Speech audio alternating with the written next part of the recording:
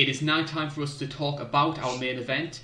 Headlining the card, UFC 252, it is Stipe Miocic who is making, do we call this the first or the fourth defence of his UFC heavyweight title? And he's taking on a guy he knows very well indeed. It is Daniel DC Cormier.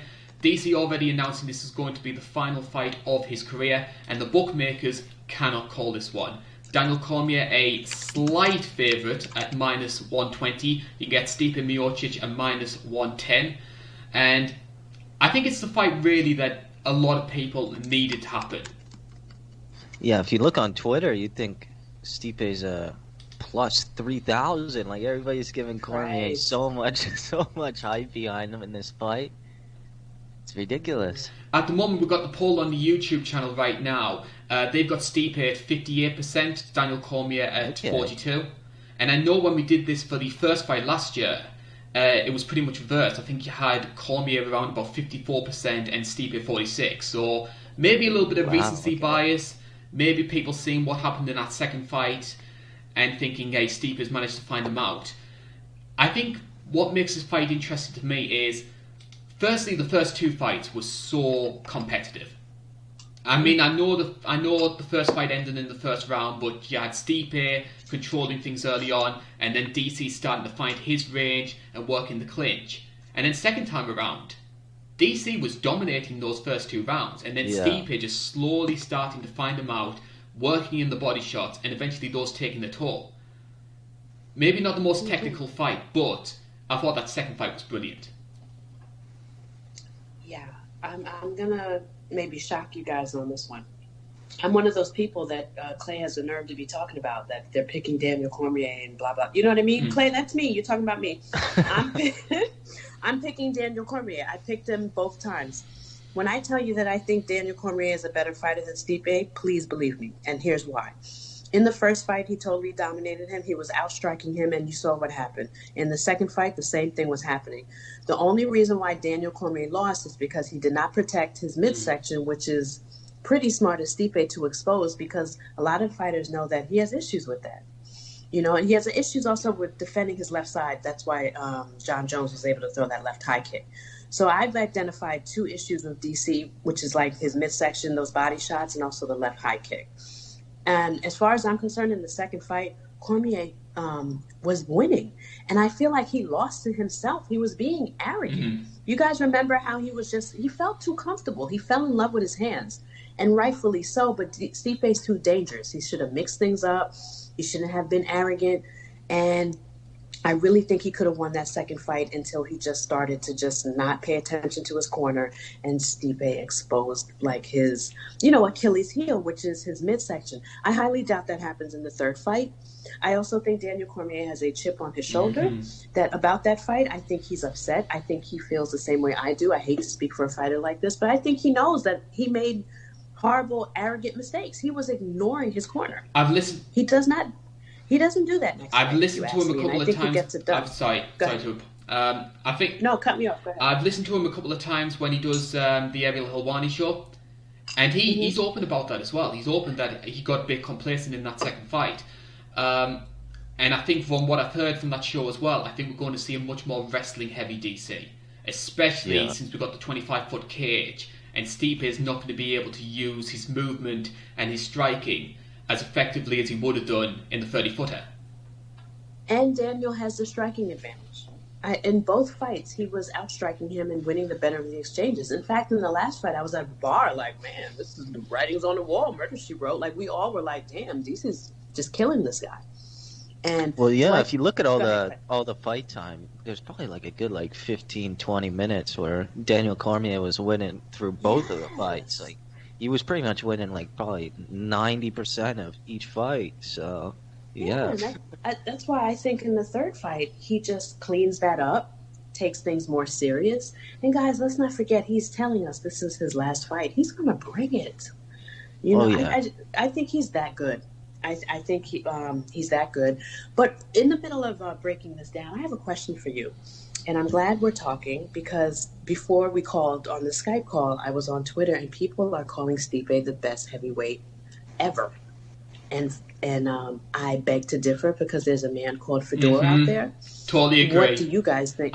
Thank you. What do you guys think? I think it's casuals or newer fans that are just neglecting like Pride and the older guys back then. But what are your thoughts on this? Well, I think the fact Fedor never fought in the UFC is always going to be something that people hold against him. And I think people look at his Strikeforce run and they sort of hold that against him as well. But I mean, you look at the guys that he's beaten in his prime, when the heavyweight division, when all the best heavyweights were fighting in Pride. You look at people like Big Nog, Crow Cop, Mark Coleman, Kevin Randleman, Mark Hunt as well.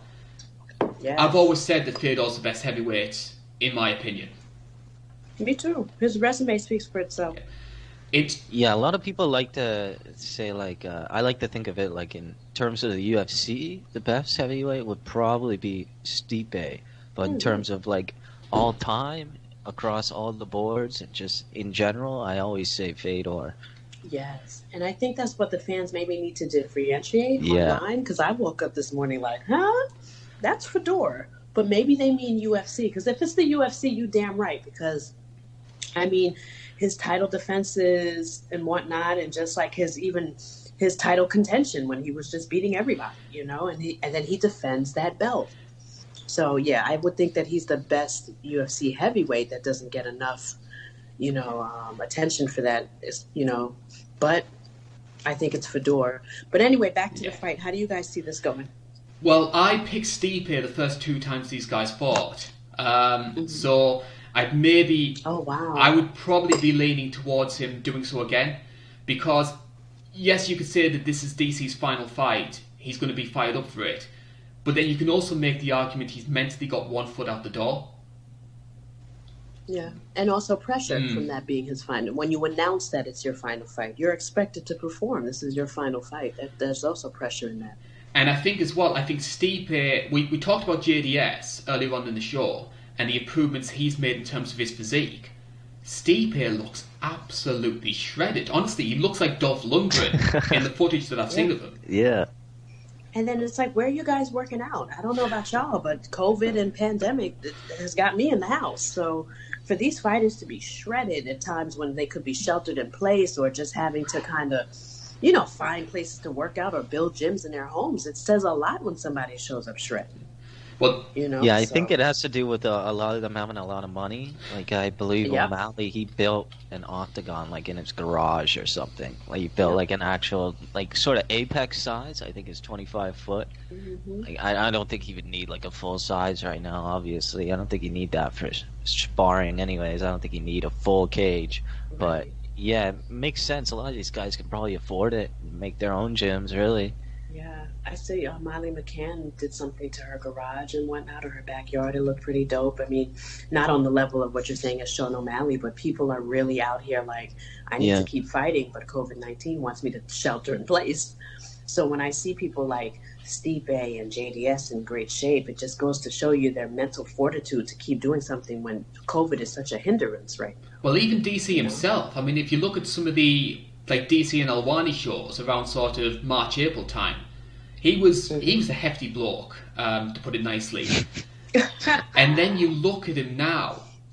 I think I read somewhere that he's actually at a lighter weight than he was for the first two fights. So these guys are both coming in fantastic shape, and I think he doesn't want that gut being a target. No. If he can lose weight and turn that stomach into more muscle mass than gut, he'll be better off. And I'm telling you, he's preparing for all the mistakes that he's made in the past, and past being that last fight, because he just simply got cocky. I truly believe he's the better fighter than Stipe. But go ahead. If there's an aspect of Stipe which I think a lot of people may be overlooking somewhat, I was reading this stat, he's taken down every one of his opponents in the UFC, which I was really surprised by. So if it does turn into a grappling match, it might not be as one-sided to DC as people think it is. Yeah, isn't Stipe like a wrestler in his own right? Like, I know of him as a boxer, but he's got the wrestling chops and background to do it correctly, and also to like defensively wrestle if Daniel wants to put that pressure on him. I believe he was a state wrestling champion, and of course we saw against Francis, he dominated that fight on the ground. Yeah. Thank you. So, DC's. I'm not saying this is going to be an easy fight because I'm picking DC so strongly. But I am thinking that in every facet of the game, DC can get him if he stays focused and doesn't get arrogant. And I like what you're saying, Carl, is that I did not know this. This is a fun fact for me that you put me on to. I didn't know he was shedding that weight. It leads me to believe he doesn't want those body shots. He wants muscle under there. Yeah. It might affect his durability, though. Smart. I've always been the believer that carrying excess weight helps improve a fighter's durability. Really? Wow. So I would be interested to see if DC still has that ability to take a punch in the way that he did in those first two fights, because that second fight especially turned into a brawl, and they were taking some big shots on both sides. Well, that's why the corner, Daniel's corner, was screaming at him. And then even in between rounds, they were giving him, advice, and he was doing the polar opposite. It's almost as if arrogance and his ego completely took over, and he lost the fight. And I highly doubt that happens again. But guys, question: I'm not well versed in certain things like PEDs and like fighter cage. You really think that smaller cage is going to play a factor in some of these fights or whatnot? Like, what do you guys think? Well, I've been reading the stats when it comes to fights which took place at the Apex and at Fight Island. Yeah, I need to do that. And there was a bigger number of fights which were finishing by KO, which happened in a smaller cage. And I think as well, as mentioned before, I think Stipe is not going to have the chance to move and to get out the way of DC's wrestling in the way that he would do in a 30 footer. Cut off. Yes. And I do believe Stipe was slightly complaining about that. And then you could tell he was just like, whatever, he's just going to train for it. But I do remember him making some questionable remarks about that, and Daniel kind of enjoying the fact that it could be smaller. But like I said, I haven't looked up the stats, but I keep hearing that on Twitter, like, oh man, these smaller cages is why people go to bed. And, I try not to listen to the Twitter theorists and stuff. You don't know who these people are talking, So I wait until I'm on a pod or with more fighters that analyze fighters fights like I do. And I just really need to divulge into this whole fight size thing, because I'm hearing it quite often. And that could be a huge factor in a Daniel Cormier win. I like to think the smaller cage, I think that did play a little bit of a part in the Ngannou fight. That's a good example of the smaller cage. He couldn't even move, really. He backed up, and he was already at the cage within 3 steps. Right. So, yeah, I think it definitely does have something to do with the size, definitely. Yeah. So definitely very intriguing. Go ahead. A lot of people are talking about this fight in terms of long-term legacy. Most people are already saying that the person who wins this fight is the greatest UFC heavyweight of all time. My question is, what does it do in the short term? Because if DC's already said this is going to be his last fight, so the likelihood is that Francis is going to be fighting for the vacant belt, possibly against Stipe again. However, Stipe has also been mentioning he's had a lot of issues with his eyesight. Yeah. So there's a big chance that both of them could retire, regardless of the result. So what happens to the heavyweight division then? I think Daniel retires, but Stipe stays for 1 or 2 more. I don't think his reign will be that long, but I still think he wants that money fight. Did you notice that Stipe's always chasing Tyson Fury or mentioning John Jones? Yeah, that's true.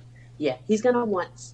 The UFC does not pay well, and even for a champion like Stipe, who is not being promoted heavily and he does not have the gift to gab.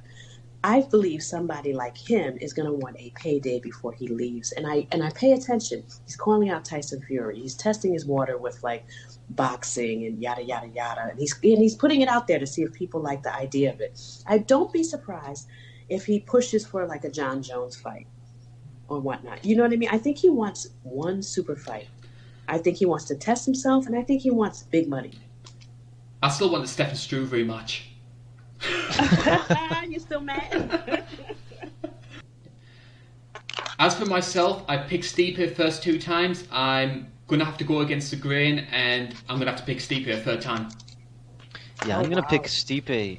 I'm going to say first round. I think the cage is going to make a huge impact on this fight. I either think it's going to be the first round by Stipe, or it's going to be probably a lot of wrestling by DC, but I could see Stipe getting out of some of those early some of those early takedowns. I can see him maybe deflecting some of them and standing back up. Yeah, because he is pretty underrated when it comes to that. Like a lot of that fight, the second fight was on the feet. Not much was on the ground. I feel like there was probably more clinch work in the first fight, to be honest. But and don't forget his performance against Francis Ngannou. He was wrestle boxing.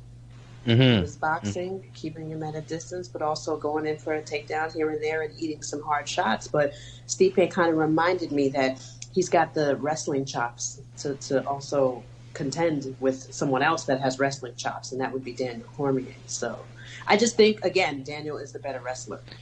Yeah, I think the small octagon is going to take a big part of it, and probably the early rounds. I feel like somebody's going to have to get used to it. I don't know who, but somebody's probably not going to be used to it.